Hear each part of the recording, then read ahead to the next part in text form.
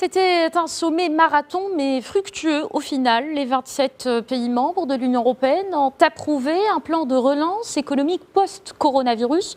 Ce plan est estimé à 750 milliards d'euros.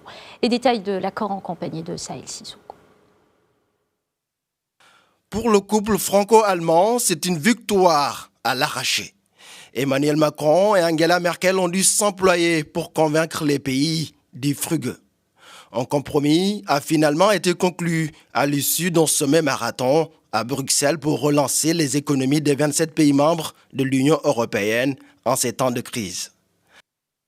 Vous l'avez dit, non seulement était l'un des sommets les plus longs de l'histoire, peut-être le plus long, ce qui est un succès d'autant plus important après plusieurs mois où nous ne nous sommes pas réunis physiquement, mais surtout et avant toute chose, un sommet dont les conclusions sont véritablement historiques.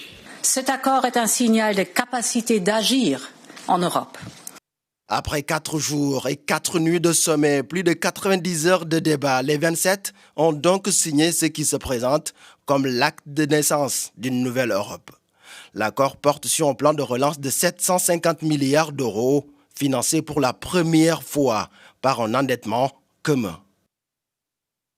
L'objectif que nous nous étions fixés, d'une enveloppe de 750 milliards d'euros au total, a fini par obtenir l'accord de tous, avec, Madame la Chancelière l'a rappelé, en effet, une enveloppe pour les subventions qui a été finalement de 390 milliards d'euros, mais ce qui est une enveloppe conséquente qui permettra d'ailleurs pour chacun des pays de financer une part non négligeable des plans nationaux.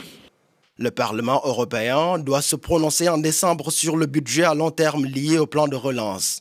Mais d'ici là, une résolution non contraignante sur le plan doit être signée jeudi.